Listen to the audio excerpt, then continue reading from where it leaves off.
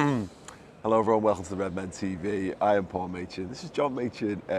We are in Madrid airport. Liverpool won the European Cup last night for the 6th time. In case you haven't got onto that, there might be a couple of people who are just waking up. Can't count beyond the one hand. Well, yeah, it's tough now. We're going to have to figure this whole thing out. I now can't hold my phone and gesture how many European Cups we've won. How you feeling? Tired. Yes. Apart from anything else, I must look wrecked. Little sleep, it wasn't too much alcohol, it was just not enough sleep. Yeah, I was the same. I was like, I said to you this morning, it was like 3:30 this morning. I was still editing, and it was going to take another hour and a half for the video to upload, and that meant it was like at that point I was 2.5 hours till I had to get up. So I went to bed, let it upload, and finished the rest this morning.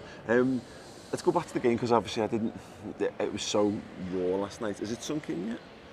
I think just about, yeah. I mean, it's well, maybe not. Maybe not.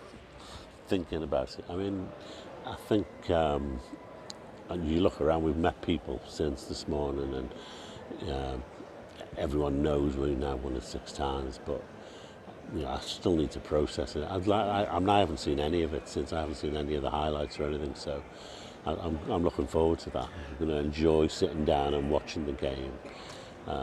I mean, I got it, so again, while waiting for the video, I sat and watched the highlights back last night, and it's just that to get a penalty that early on. It was such a mad day because the build-up was so long. I mean, incredible. Obviously, we went to the fan park, the boss night stuff, which was absolutely something else. But you get in there, and the anticipation builds, and the nerves start to kick in a little bit when the game's a reality. We're 30 seconds in, and we've got a pen. Absolutely, yeah. And it did help to settle everyone down, didn't it? Well, settled both the players and the supporters down, I think.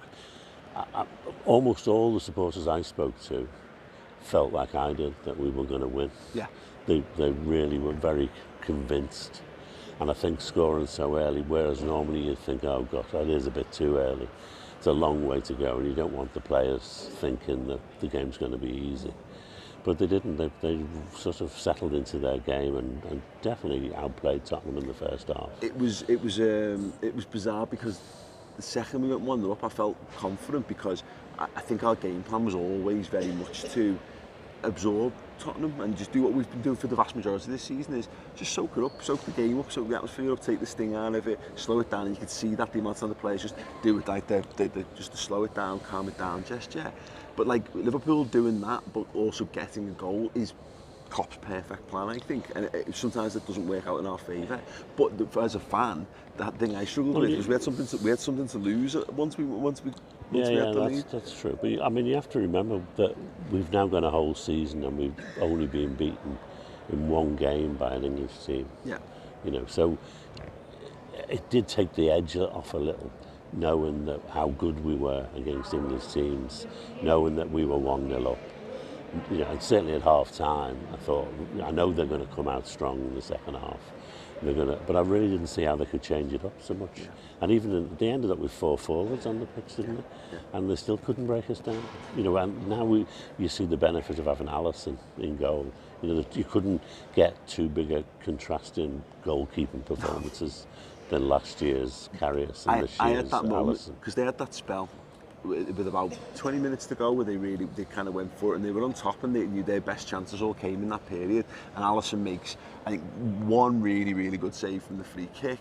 He makes probably 2 or 3 saves in total. A couple of moments when he's catching stuff and commanding the full breadth of his area. And you're dead right. My thought immediately watching that, I was like, this is it. This is the difference. This is what it feels like to have a guy this is why you go and spend £70 million on a goalkeeper and don't bat an eyelid at it, because, and I said this immediately after the match, we've effectively, I know there's other people there's a team ethic, all these things going on. Alisson, we nearly bought the league, and we bought the European Cup by having, because the goalkeeper was, as you say, ended up being the difference. Yeah. We shouldn't forget, though, during that period when they created chances, we created chances as well. I mean, I thought that Milner shot was in. Yeah. I was so convinced it was going inside the post. Yeah. Obviously, just missed. It's interesting because I think you're right that as much as they had their spells, because they were pouring on us, and it's funny because Divock Origi ends up being the hero again, but it was a proper Divock Origi performance. There's two moments, I think, at least two, to slide Salah and Mane in, and he fluffs the pass. Hits the pass, yeah. And you know, we've seen that from before, and we were set up to counter by that point. You know, the game was in our hands. We could have, and I think I felt strongly. With about 15 to go, if we hit them on the counter, if we got that extra goal, if we got that other goal, we probably would win it 3-0. Yeah. But it took, obviously, it took a bit longer to actually get it. And of course, you know, the one really big chance that came our way went in, and that was game over. That was. And Origi now he scored the most amazing goals this season. Yeah. It's all of them, you know, really important, crucial goals. Well, you know, I look at it, and you know, Spurs are bringing Fernando Llorente on, and look, he's had an impact for them this season. He's probably, I wouldn't know his goal totals, I wouldn't speculate, but I can't imagine it's too far different from Origi's. But you know, there's a lot of talk about the quality of Liverpool's front three, and I've been saying for ages, get an extra guy. We definitely need another extra guy in there. Origi's to talk about getting a new contract. I would, because look at him. He's big, he's pacey, he's powerful. That was on his left foot. You know, you know, but he's always known. I mean, remember we've been on about it before when he scored that hat trick at Southampton. Yeah. And he looked good in the air. He looked good on his left, and he looked good on his right, and he looked the complete forward. Yeah. And then everything went completely to pot. Yeah. And he became the player who we all thought we really wanted to shut off. Everyone talks about the stories, and I want to talk about Jordan Henderson in a second. But Divock Origi's story is incredible. We mentioned it earlier in the season after the derby because there was vindication there because of, you know, Everton was where he ended his season in the Europa League campaign when Funes Mori fouls him. But you know, it cost him the Europa League. You know, he wasn't fit. We just got him back in time for the final, and he couldn't have the impact. And his career hasn't recovered since. You know, I think we were all thinking about what it might mean for like an Oxlade-Chamberlain if he came into this game. But Divock Origi, he went on loan to Wolfsburg last year. Didn't have a great time of it for various reasons, and he could have moved. Apparently, he could have gone to Wolves in the summer. Chose to stay and fight for his place. And Dad, you know, yes, he didn't win the league for us, but he come bloody close, and he's just won us the European. Well, you know, I was talking to someone a week or so ago saying, you know, I think Sturridge will be going, and but Origi, we don't really know where he's at. We probably need another forward, even if Brewster's coming through. And you know, basically, we came to the conclusion that Origi was, you know, a good sub. Yeah. He was good it was a good player to have in your squad. Yeah. Now, you know, and it's up to him whether he makes himself more than that. Yeah. But that's the least he needed to do to get a contract. But this is the difference now. Like last year, we had nothing on the bench whatsoever. And I know we had 12 subs this time, which makes a difference. But you know, look at the players we didn't bring on. We didn't need Oxlade-Chamberlain, we didn't need Shaqiri, we didn't need Sturridge. I looked up at one of the screens when they were getting their medals as they come through, and I saw Lallana. Yeah. I thought, well, I've forgotten all about him. Yeah. You know, there's a £20-odd million player that we, you know, and that's well, 2 years ago or so, before he got his bad injuries, we all thought he was the bee's knees. We thought he was the best thing we had. Yeah. And you know, now we can do without him completely, and he's going to move on in the summer. Yeah. Well, this is the thing we talked about in the build-up to this, is about the quality. 2 minutes, mate. The quality that we had on the bench. What, you know, our worst players were actually some of our best players in years gone by, and that's how you improve a squad. You don't buy, you know, dross. You don't buy people to fill your squad out. The players who were your first team players become your backups. And all of a sudden, you know, and that's why Divock Origi stands out, because he's the one who's Daniel Sturridge is physically, I think he's done. I think Lallana's physically done. I think maybe you could argue that Lovren's was something, maybe his immune system. I think or whatever. I mean, I'm never been fussed with Lovren, but you know, he's got a lot of experience, and I think it's just down to him. Does he want to stay or does he want to go? But what I'm kind of driving at is that those players I think we're reaching the end of their usefulness, whereas Origi could be on that list, and yet look at him, he actually looks in his prime now. He looks ready for the big occasion. I want to talk before we wrap up about Jordan Henderson. There's just no more. You see all the videos of him hugging his dad, and crying with Klopp. Yeah. I wanted this for him. I hated him when he first came. His first season with Kenny, I thought he was terrible, but he played him out on the wing for some reason. But after that, I thought he's always done a very good job. And I've told the story before about when I listened to one of our games on the radio. And at the end, I was saying, where the hell was Henderson? I never heard his name once. And then I watched the highlights of the full game later on. And he was touching the ball all the time. It's just that he moved the ball on so fast. Yeah. The commentators never got a chance to mention it. And his involvement in games is unbelievable. The energy he puts in, the amount of ground he covers is phenomenal. But they're not the kind of skills that people like. Sometimes as well, can't People either don't notice it or don't care about it.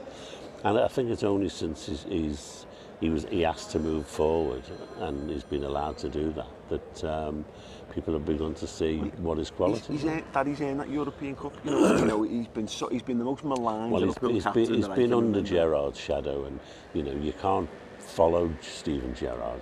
It's a thankless task. Well, Dad, he's been in as many European Cup finals, and he's won as many European Cups and lifted as many European Cups. Yeah, and he'll still never be seen in the same light as Steven Gerrard. And I think an awful lot of his detractors will now think, no, this guy's got Liverpool in his heart. What more could he have done? Because you're right, the second he got out of that number 6 role, the second he was allowed to play his own game, he's been flawless. I think, and again, all the heroic Herculean efforts. Actually, you can start to use that as a thing to praise him, because he's got the skills and he's impacting games as well. Defensively, offensively, linking the attack. There was one moment where he had his back to goal on the right wing, and he basically flicked it over his own head and turned and ran onto it, and tried to drive across down the wing. This is a man who's relishing taking a grip of his own destiny. And when you see him lift that trophy, and you see the way, in fact, the final whistle goes and he collapses to the floor, and you can see this. I've done a vlog over on my YouTube channel, Mates TV, so go and check that out. But he just collapses to the floor, and then Lallana's the first one over to him, then Milner's over to him, then Mignolet's over to him. Every single member of that squad makes a point of coming over to him, because they know how much it means to him. How important it is, yeah. Incredible. I mean, I think that one you were talking about where he knocked it over his head and ran down the line, I heard people criticising him for passing it forward, which is amazing given all the stick he's got for passing it back. Yeah, but I think credit to Tottenham Hotspur. I think you could see. I think Jurgen Klopp wanted to make this a 20-minute football match. I think he felt that if we can get to 0-0 at 70 minutes, he thought we'd kill them off with our extra legs, and you could see they started to fall apart. There were loads of them going down, weren't there? And we never, maybe a couple of players looked tired or what have you, but they were going down with cramp. We looked physically fitter. We looked superior, and I think Tottenham gave a good account of themselves. And there's those one or two moments. I think the biggest chance is actually offside, isn't it? So it's the one of the real heart-stopping moments, which was a blessed relief that it wasn't. But yeah, I thought the fans that I saw were really good, but we were next level stuff. I think I think we saw from the boss night through to the fans in the ground, and the fans bouncing around. So the way the fans have conducted themselves around Madrid, I didn't see any ounce of trouble. I saw us getting on with Spurs fans at every turn. And we just get to go home now. I mean, the fans were just brilliant, absolutely brilliant. And we get to go Very home proud now to be part of it. And see the parade and see how many of them are drunk. Yeah, well, for Jurgen as well. Probably down to Mane or Mo Salah to drive the bus. Well, one last thing on this for Jurgen Klopp.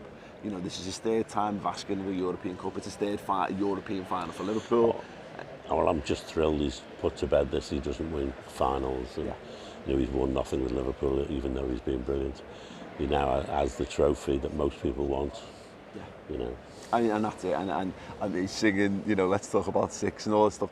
Look, just incredible. What a time to be a Liverpool fan. I'm not sure I've processed it all yet, and you see the photos of people kissing the European Cup, and I'm like... the parade, when they see all the people, and probably even more so when you see it on television, because you obviously can't see all of what the parade's going to be like. And I'm not sure there's going to be a big final point. I don't know, I haven't really looked at the route, but I don't think they're doing the George's Hall bit. Anyway, that's all to come. 2 hours kid, but absolutely worth it. That's going to be Well, actually, that's a good point. Actually, where is that we've got before we go? I managed to pick up a copy of the Liverpool Echo in Madrid. We're immortals. I'm absolutely made up with that. So Yeah, listen, thank you very much for watching, and if we've managed to get this out in audio form as well, so thank you very much for listening. Subscribe to the redmentv.com because there's so much amazing content coming, and go and check out the vlog of me and my dad, the dad and lad journey to Madrid and beyond over on there. Thank you very much. Right, Dad, I can't do it with one hand anymore, so can you do the spare one? Can you do the spare one? There we go. 6 times, we've won it 6 times. Thank you very much. Up the Reds. See you all soon. Ta-ra.